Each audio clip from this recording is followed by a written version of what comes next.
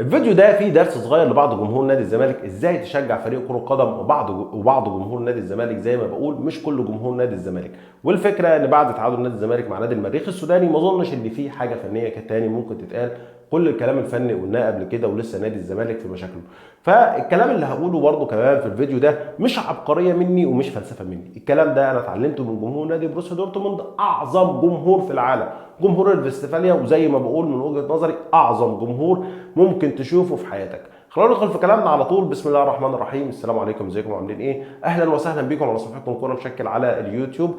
نصلي الاول على سيدنا محمد عليه افضل الصلاه والسلام وندخل كده في كلامنا على طول. زي ما بقول ده درس صغير لبعض جمهور نادي الزمالك وبعض جمهور نادي الزمالك. زي ما بقول نادي الزمالك في مشكله او في ازمه كبيره، وفكره ان انت تقول ان انا وافي الناديه وان انا جنب ناديه في الازمات الى غيره، انا ما عنديش اعتراض في الكلام ده. خليك جنب ناديك في ازماته وكون وافي ليه. لكن اللي انت فيه دلوقتي او اللي حاليا فيه جمهور نادي الزمالك دلوقتي ده ما اسموش وفاء للنادي، ده اسمه اهمال، ده اسمه ضعف، لان انت عارف المشكله فين وانت مش قادر تحلها او انت مش عايز تحلها. وبعض جمهور نادي الزمالك بيأيد اصلا صاحب المشكله الاساسيه، وهو من الاخر مرتضى منصور واولاده او ابنائه هم اسباب المشاكل كلها اللي دايره في نادي الزمالك. وعلى الرغم من كده جزء كبير جدا من جمهور نادي الزمالك بيأيده. فساعتها ما تقوليش ان انا وافي الناديه، لا، انت خايل لناديك وانت كمان شخص غير مؤتمن على النادي ومش وافي للنادي اصلا وشخص مهمل. حتى بعض الجمهور ما بيأيدش مرتضى منصور. فكره ان انت ما تقولش ان انا وافي ناديك، انت مهمل.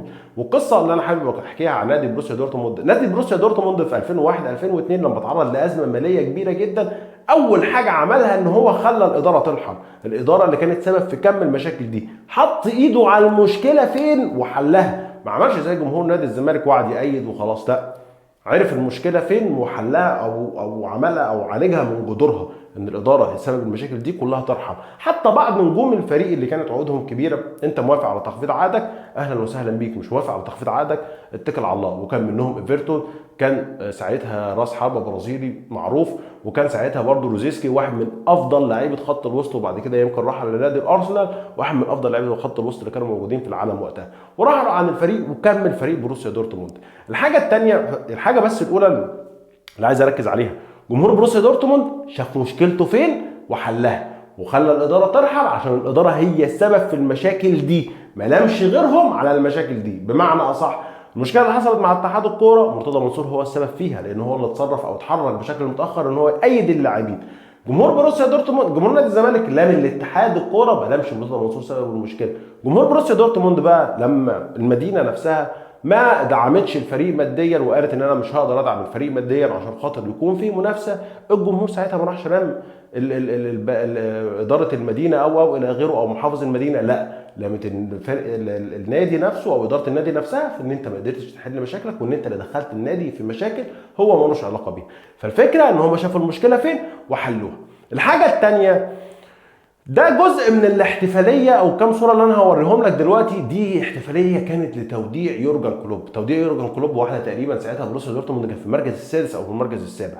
ليه؟ لان الراجل جه النادي في ازمه ماليه كبيره جدا وقدر وقف جنب النادي لحد ما النادي حقق في 2011 و2012 الدوري سنتين على التوالي، وحققنا كاس ولعبنا نهائي دوري ابطال اوروبا وخسرناه قدام الغريم التقليدي نادي بايرن ميونخ. الفكره ان النادي كان وافر يورجن كلوب رغم انه ادى معانا الموسم السابع بشكل سيء جدا، وزي ما بقول كان مركزنا الخامس او السادس وقتها وقت ما راح. لكن شوف النادي كان وافي ليه ازاي، على الرغم ان يورجن كلوب جه سنه 2006 او 2007 وخدنا الدوري في 2011. انت فريرة يا مؤمن جالك في اول موسم انت فيه ازمه، في الموسم اللي فات، وفي وقف قيد وفي وقدر يحقق لك دوري وكاس، وانت طالع دلوقتي تلومه. يا راجل خليك صاحب كلمه حق. انت حتى اللي بتعمله ده بيضر فرقتك، وهقول لك ليه. حط نفسك كده مكان اي مدرب شايف ان في مدرب زي فريرة جه نادي الزمالك وجماهير نادي الزمالك في وقت فيه ازمه وقدر يحقق لهم دوري وكاس، والجماهير دلوقتي بتنتقده وبتشتمه وبتقول ان هو ما بيفهمش وانه. تفتكر انت لو مكانه هتيجي نادي الزمالك؟ او هتفكر حتى لما نادي الزمالك يعرض عليك عرض ان هو يتعاقد معاك هتيجي؟ ما انت شفت اللي عمله في فريرة. فانت كده بتضر بناديك، انت كده بتضر وبتخوف الناس كلها وبتوريهم ان لا، في كابوس الناس كلها بتدافع عنه اسمه اداره نادي الزمالك وبينتقدوا اي حد تاني مهما عمل لهم ومهما كان وافي ليهم. يعني فريرة اللي كان وافي لجمهور نادي الزمالك وجاله في الازمه وحللوا كل المشاكل ده، دلوقتي جمهور نادي الزمالك اللي بقى الاداره كله بينتقده. فتفتكر انت في مدير فني تاني ممكن يجي في الظروف دي او بعد بعد ما شاف اللي عمله جمهور نادي الزمالك مع فريرة؟ مستحيل. مستحيل هيعتب نادي الزمالك. جمهور نادي الزمالك بقى الجزء الثاني كمان منهم اللي بيأيد الاداره بينتقد مين مع فريرة؟ بينتقد شيكابالا. شيكابالا اللي ادى عمره كله لجمهور نادي الزمالك والاداره والنادي الزمالك ككيان، والجمهور دلوقتي بينتقده برضه عشان مش عايز ينتقد الاداره. فتفتكر ان في لاعب تاني ممكن يجي نادي الزمالك ويبقى عنده الحماس ان هو يبقى وافي للنادي و الى غيره؟ مستحيل. على فكره من سبب رحيل او الحاجات النفسيه اللي خلت امام عاشور ان هو يرحل، سبب ان جماهير نادي الزمالك او اغلبها بينتقد شيكابالا. الراجل لو فكر فيها بعقل واحد زي امام عاشور، انا اللي يقعدني في نادي جمهوره بعد ما اديله كل ده، هو اديله عمري كله، في الاخر ممكن يجي ينتقدني عشان هو خايف من الاداره، عشان بايد اداره زي اداره مرتضى منصور تأييد اعمى؟ اكيد هرحل.